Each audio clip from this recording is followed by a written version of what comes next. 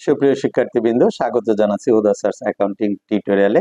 আজকে আমরা আহ, আহ, আর্থিক বিবরণীর আরেকটি অনেক গুরুত্বপূর্ণ সমন্বয় নিয়ে আলোচনা করব, যে সমন্বয়টি কিন্তু আমাদের আর্থিক বিবরণীর যে অঙ্ক বা যে সৃজনশীল প্রশ্নটি দেওয়া থাকে তার প্রায় অঙ্কের মধ্যে এই সমন্বয়টি সাধারণত দেয়া হয়। সেটি হলো যে যন্ত্রপাতি। মনে করো যে রেয়া মিলে একটি যন্ত্রপাতি দেয়া আছে, এবং তার মূল্য দেয়া আছে। সমন্বয় এসে বললো যে, মনে করো সমন্বয় বললো যে এবছর বা এত টাকার যন্ত্রপাতি ক্রয় করা হয়েছে, যার একটা তারিখ দিয়ে দিল। সে বলল যে 1 জুলাই তারিখে 10,000 টাকার যন্ত্রপাতি ক্রয় করা হচ্ছে। মনে করো যে রেয়া মিলে দেওয়া আছে যন্ত্রপাতি 50,000 টাকা, এবং সমন্বয় এসে বলল যে 1 জুলাই তারিখে 10,000 টাকার যন্ত্রপাতি ক্রয় করা হয়েছে, এবং অন্য আরেকটি জায়গায় বলা হলো যে যন্ত্রপাতির উপর 10% অবচয় ধরতে হবে।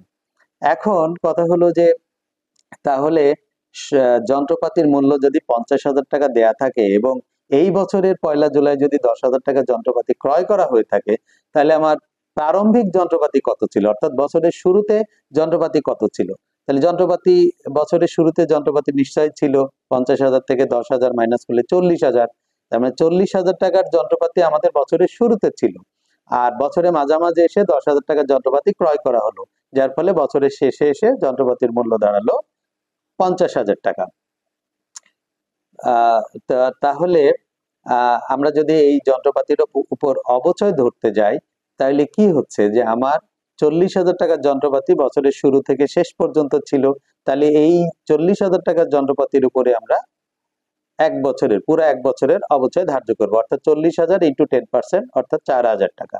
আর যে 10,000 টাকার যন্ত্রপাতি বছরের মাঝামাঝি ক্রয় করা হলো, অর্থাৎ 1 জুলাই তারিখে ক্রয় করা হলো, এই 10,000 টাকার যন্ত্রপাতির উপরে আমরা 6 মাসের অবচয় ধরবো, অর্থাৎ 10,000 টাকার 10% 1,000 টাকা, এবং 6 মাসের হচ্ছে 500 টাকা।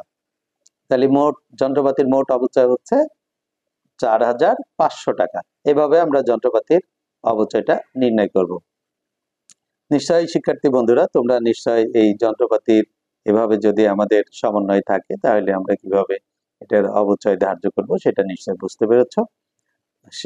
পরবর্তী ভিডিওতে আমরা আরো একটি গুরুত্বপূর্ণ সমন্বয় নিয়ে আলোচনা করব। সে পর্যন্ত সবাই ভালো থাকো। আল্লাহ হাফেজ।